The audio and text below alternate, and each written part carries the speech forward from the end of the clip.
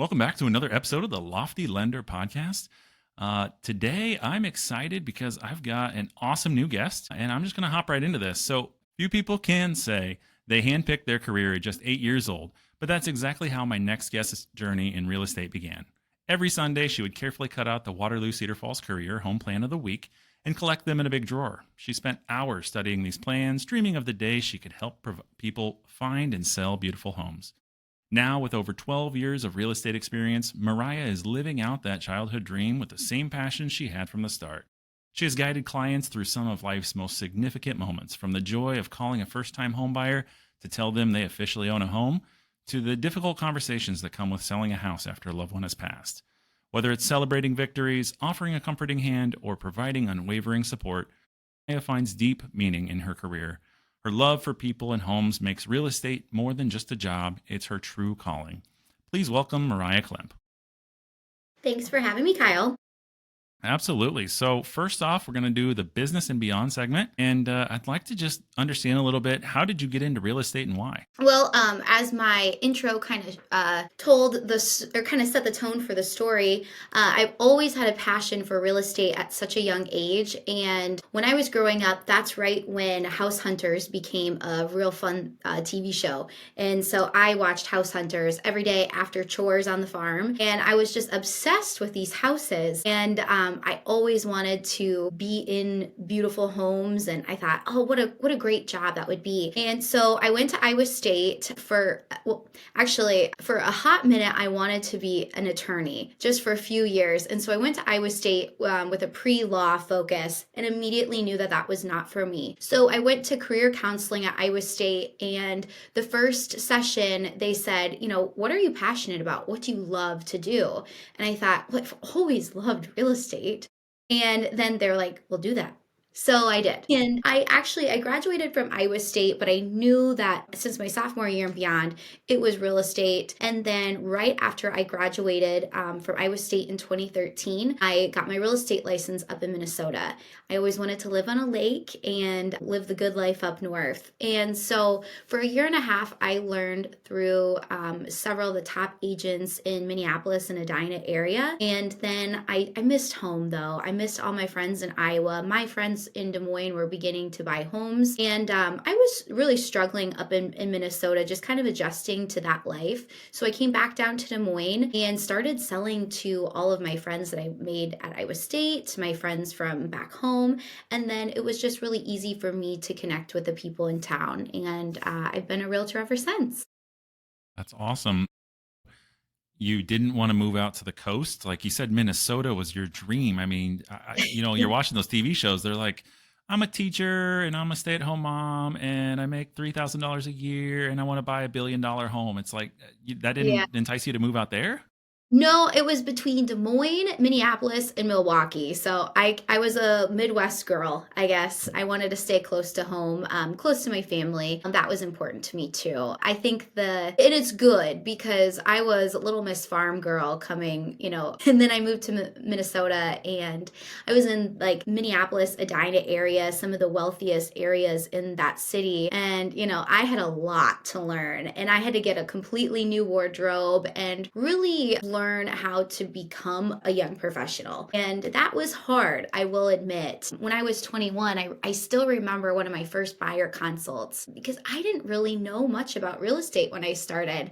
And I remember someone said, well, why is cash a better offer? And my answer was a little silly. And, from that moment forward, I knew, okay, if we're really going to make this dream happen, we got to figure out how we're going to be the best person at this. And so that's that pivot point when I really started taking things seriously. Like, no, Marie, this is your career. If you want to do it, you can do it, but you got to do it well. And so I've just never looked back. And one thing that's kind of been important to me is I've always been very independent my entire life. So I was never been on a team. I knew that my work was going to directly affect my income. And it was me. Were we going to pay my bills or not? So I think I have a lot of hustle in me. And so that really drove me to be successful, or to shoot to be successful. Well, not to bring up a tough time for you as you're trying to cut your teeth in the Minnesota market, but I am curious. So you're 21, 22 years old, just got out of college. You've got these people coming to you. You say you're in the nicest part of the Minneapolis. These people are probably coming to you and saying, "Why in the world should I be working with a 21-year-old who maybe has never owned a house before?" Yeah, I was a little cringe. I remember I really wanted wrinkles. I was like, should I go to the tanning bed and get more wrinkles? I just wanted people to take me seriously. And everybody in my office had their fancy cars, their fancy purses, and I still had my, like 2007 Pontiac Bonneville.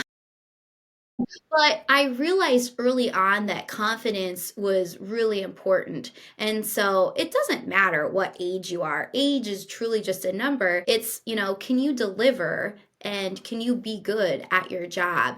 And I think that my confidence hit towards the end of my time in Minneapolis, but it still really wasn't there. As soon as I moved down to Des Moines and got familiar with the area, of course, Des Moines is much smaller than Minneapolis.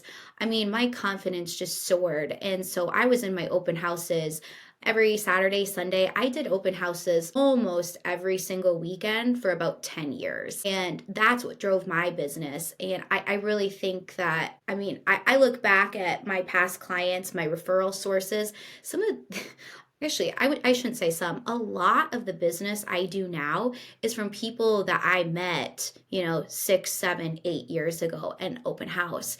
And I think it was because I just sat in these open houses and I was confident, even though I didn't necessarily know. It's kind of like that fake it till you make it. I think that's what's really important. But now I do know those things. And so, when a buyer's dad walks in and say, what kind of windows are these? I'm like, I am better prepared for those tough questions. And but yeah, Minneapolis was rough. I think people knew that I was a younger agent, but presenting myself in a professional manner was pretty important. Well, you've now been in the real estate industry for 12 years, and you clearly have a lot of experience that are even just popping up in your head right now as you're talking. Can you pinpoint one specific buyer that was maybe the most rewarding that you had with a client throughout your process? I know it's a Mm. very tough question. Oh my gosh. Now my head hurts. No, I'm teasing. I think probably like 5 or 6 years ago, there was a moment. I wouldn't say a bad moment, but it was I don't know. I think one thing that I'm really good at is that I make friends with a lot of my clients. It just comes natural. I am just a relationship type person. And we were maybe, I think it was after a home inspection, and one of my clients said, that'd be really nice to get like a weekly update or something from you, just to kind of know. And, some of those, like, I've learned in my life that some of the smallest, like, sentences can really like alter the path of your life. And I've gone past, sometimes people say little things to me. It's like, huh, you're right. And we alter it and we change it. So I think it was about 5 or 6 years ago that I just decided, okay, let's really level up our business. Let's start giving my clients the weekly updates in their emails. Let's really get to the next level. And so once I started implementing that, I think my business completely exploded. So it was just like the slightest little thing, and it wasn't even a bad thing. It was just like oh yeah, that would be kind of nice. But I think that's what really changed my business. And so I go in it, with my prepared folders, my prepared booklets, whereas I used to kind of just do it like, okay, like I'm here, here like, no, this is a business and we're going to make it professional in every way possible. So I think, to answer your question, just that little interaction really changed the way I viewed my business and kind of how I do business moving forward. I love that. So you had a clear vision for what you wanted to do really from a young age. Obviously, you had other ideas to start there in college, but you figured it out quickly. Mhm. Did you have any family members that were influencing you? I mean, you said you started cutting out the newspaper at 8 years old. I'm sure you weren't the one grabbing the newspaper off the front porch and saying, "Oh, look at this!" Like mom and dad, anybody that's like, "Oh my goodness, we're talking about moving a house, buying a new house." Etc. Yeah. No, no family member. My parents are farmers. So we lived in a really, really old farmhouse that needed a lot of repairs. And I think as a way to shut me up for my parents, they're like, we'll build you a new house. that's kind of how it got started. And so I remember I would always go to the grocery store with my mom or dad, and you have those magazine racks, the home plans in the grocery store. And that's how I really kind of got started. And so I still have a few of my very first home plan magazines at my parents' house. And then they were like, "Oh, well, we really like these porches." And so we would kind of, with the intent, my parents, whether they were really going to build me a house or not, they never did. But we would go through these and look at them, and then I got really into home plans. Then I realized the Waterloo Cedar Falls Courier had the home plans of the week, and so I just got obsessed with it. Then House Hunters was that TV show, and it's just that was just kind of my passion. I really liked it. And then once I bought my house in 2020, I think my passion truly exploded and also made me a much better realtor. Maybe that was a good interaction to reference. Is once I became a homeowner, I bought a 100-year-old home, and I have renovated almost every single surface of this house since. And I just have that experience. And so then I can tell my clients, hey, I have done this before. This is what it costs. This is the headache that comes from it, or, construction, or, hey, at the end, it's great. So I think I just have a ton of experience and passion, and this is not your average job. I had strep throat all week, and I was still meeting with clients till 10 o'clock every single night. Like, name a job that requires you to do that. This is very much of a lifestyle and not a job. And so you have to love real estate and be passionate about it. Otherwise, you will not be in real estate long. And that leads right into my next question. I was just thinking about how every time I've ever reached out to you, you've responded in some way, shape, or form. Usually within a couple of minutes. If it's not a couple of minutes, it's Kyle. I was in bed all day yesterday, completely sick. But you've always responded. You're always communicating. How do you balance that career and family life, and how can you turn it off? Well, that was really hard for me. And I think when I was a lot hungrier for business early on, there was absolutely no turning off. And I don't think that, looking back, that was probably good, but I don't think I'm going to be able to give the good level of service if I'm at like a birthday party, and I'm like taking my phone call, and I was like, okay, like I don't want to be, if I was on the other side of that phone call, I don't want to be inconvenienced by, knowing that I was inconveniencing someone. So last year, I started to implement some boundaries. Like, if I had a client phone call, I would dip out of whatever I was doing so fast. I would run out of a date. I actually, one of my first dates with somebody, I left the first date and I went and showed houses, and we got ice cream after. So, but that's not normal. And so I stopped doing that. And, I was a little nervous whether that would impact my business. So far, I don't think so. Last year, I had a lot of health challenges, and I had to kind of take a step back from work for a little bit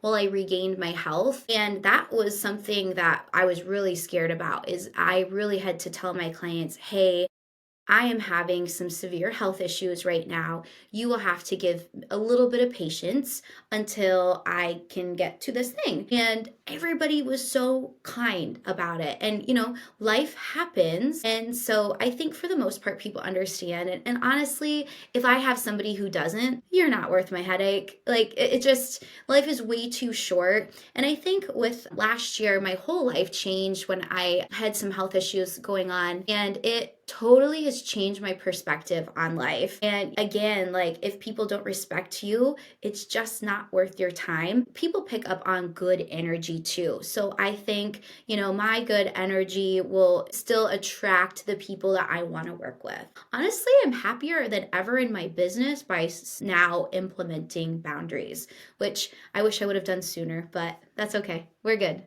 I think to your point, though, I think those boundaries, they're looser when you're younger because you are hungry and you don't necessarily have anything outside of your work. Like, your work is your life at that point. So it totally makes sense. But then what do you do then to completely unwind? Do you like to golf? Do you like to travel? Like, what's your thing?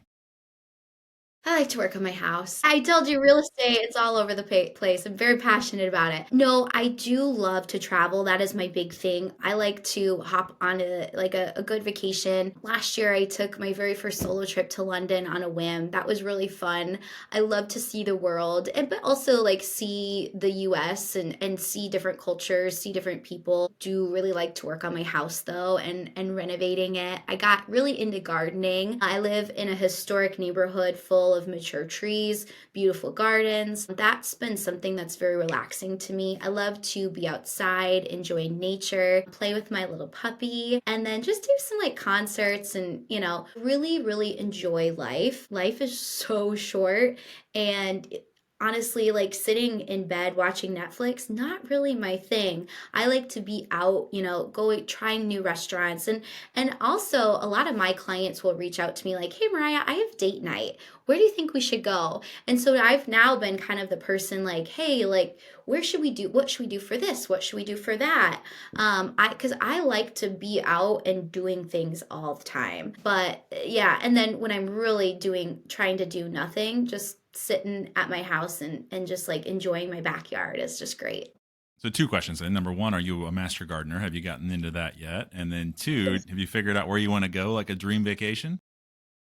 Europe is always my dream vacation, and I've kind of now made it a goal that I would like to do that trip at least once a year. That's just been my thing. I really like to do it. Master gardener, no, but I am getting good at it. I can talk about trees and shrubs all day long.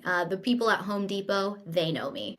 Yeah, I'm actually getting really excited to get the mulch out and get my hands dirty outside and yeah. But it's just a good way of relaxing. I usually put in a good podcast and or like a book or something and listen to it. And that's my time to unwind. Well, last question before we hop into the next segment here. What legacy do you hope to leave behind in the real estate industry, either specifically in the Des Moines market or just in general? Um, well, I think the way I run my business is I want to do the right thing always. That's what helps me sleep at night.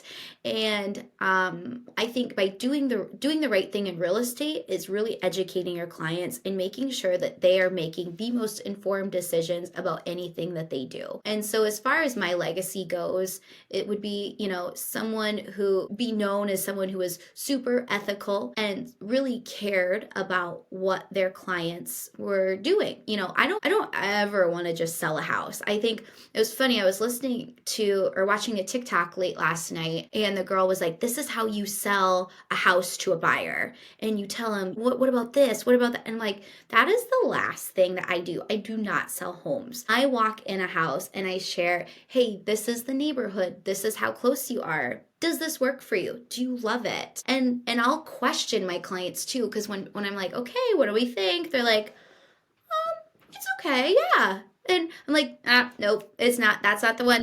So, I've never, I guess my legacy is that she was very honest, straightforward, and never pushed anybody. I've had lots of clients look for homes for 2 years. And I also have had lots of clients buy the first house I've showed them. So it's all over the board. But really just, maintaining a high level of ethics and just being someone that you can truly trust. That's what's really important to me. Love it. All right, quick pick segment. This is just you tell me the first thing that comes to mind. I'm gonna give you a this or that type of thing here. So first one is sunrise or sunset, Ooh, sunset. sweet or salty snacks, Sweet. horror movies or romantic comedies, Romantic companies. Comedies. shopping spree or spa day. Shopping. That sounds horrible, but okay. Superpower invisibility or flying. That's always a tough one. Probably invisibility. I can't swim, so I think flying sounds kind of cool, right? Uh, road trip with friends or that solo travel adventure. Road trip with friends. Cake or pie. Reality TV or true crime documentaries. Dateline all the way. True crime. Dine in restaurant or take out on the couch. Dine in restaurant. That seemed like it was obvious from before. Yeah. Fancy dress party or casual backyard barbecue. Gosh, a mix of both. It depends on what my mood is. It depends on how many houses I showed that week. How tired I am. Camping under the stars or staying in a luxury resort? Both. Again, depends. I like a good mixture of both. Be a contestant on a game show or a reality TV show? Game show. I don't think I could handle the 24-hour Big Brother. The drama. Just too Yeah, much no, drama. not for me. Time travel, either past or future? Meet family and talk with them. And I'm actually a really big history nerd, so I would love that. Well, that's going to lead into my next question then. So, if you could have dinner with one person, past or present, in the whole world, who would it be? Probably a woman who was just a boss. Like, I don't know, like a Eleanor Roosevelt or maybe Michelle Obama back in the day or something like that. Just lessons you can learn from a woman of power. Oprah before she got the little Yeah, network. there we go. Yes. Always be slightly late or always be slightly early? Well, realistically, I actually won like most likely to be late to their own wedding. That is a character flaw of mine, but I try to be early for my showings. So, yeah. And finally, live in a treehouse or on a houseboat? Well, houseboat. Then you can go all around the world. Catch some fresh fish, fresh salmon. All right, let's get into the trending topic. So, in a competitive real estate market, every agent brings something unique to the table, from marketing strategies to client relationships. What do you think truly differentiates yourself from the others? I think my experience, hands down, and the knowledge that I have of homes. And if there's a problem, like even before we get to the home inspection, when I'm going out and showing homes, I am looking through every single house. And I kind of just like, I look around and I'm sometimes kind of quiet, but I'm looking at windows, cracks, and ceilings. I mean, I'm just looking at it like a hawk. And then I will in turn share with my client, hey, this is an issue, or this is just cosmetic, this is actually not bad at all. Or I will even say, you guys, I hate this house. I actually talk more clients out of buying homes than I do into buying homes, because again, I want to make sure that whatever that they're buying, they're spending a ton of money on this house. I want to make sure it's a sound investment. I want them to call me in 5 to 7 years when they decide to go sell and say, gosh, we got this amazing house because Mariah helped us get this one. I don't want them to say, that Mariah sold me a bad house in a busy street.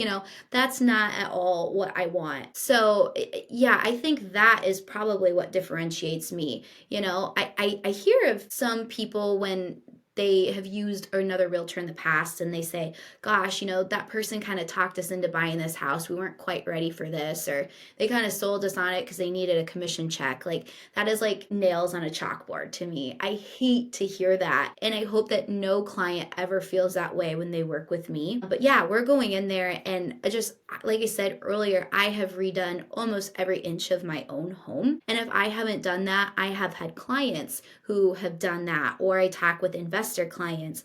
I know what these things cost. So I think that's my value add, is that I can share, hey, I've got a guy for this, for that. Like, I have some guys to do really weird jobs. Like, you need a guy? Like, I am Barney Stinson on How I Met Your Mother. So I think that is what clients really appreciate about working with me, is that, again, I'm knowledgeable about stuff. I know the people that we can call right away to get this situation handled. But then before, again, you do the home inspection, you know what you're getting into. A lot of times when my home inspector will say something, my clients will be like, oh yeah, Mariah's already shown us that during our showing. And I'm ballparking numbers. And if I don't know the answer, then we go talk to an expert. So that is what I love to bring to the table. Well, Mariah, it's been a pleasure learning more about you and how you do your business. I think one thing I really learned today, and I hope other people learned, is even if they don't call you, which hopefully they do, but even if they don't call you, I think that your answer right there should tell them what they should be looking for in their own agent as well. And if their agent is not doing some of these things, they might need to second guess this and maybe give you a call at that point, because there are a lot of fly by your seat kind of realtors out there that got their license and maybe got their license for personal benefit, and they happen to know a couple of cousins that are going to sell. But the market is very challenging, and it's ever evolving, especially with all the things with NAR that we've talked about in the past on the show. And it just seems like you have a good beat on all of that. Like we've talked about, your communication's great, and even if you show up a couple of minutes late to the party, it sounds like you're out there enjoying your time with your clients, so it's totally okay. So, how can people get a hold of you if they do want to contact you? Yes, they can call me or text me, 515-608-9242, or you can follow me on Instagram, The Des Moines Realtor. Awesome, and it sounds like they can find you on TikTok. Are you posting on there too? No, I don't actually post on TikTok. I feel like if I really start like getting into it, I will spend all my time there. But I also do have my Instagram account that I posted a ton of real estate content on there. I'm just telling you, Just the TikTok has the views. I know. Maybe I dabble into that in 2025. I need to rearrange my goals to include that. But yeah, I think I've got my YouTube channel too that I started posting my listings on. So I think that if somebody needs to find me, you will easily find me. But well, thanks again for joining the show, and thank you all for listening. If you found anything enjoyable or helpful today, be sure to follow us on all social media platforms, subscribe to the podcast, and we'll see you next time on The Lofty Lender. Thanks, Kyle.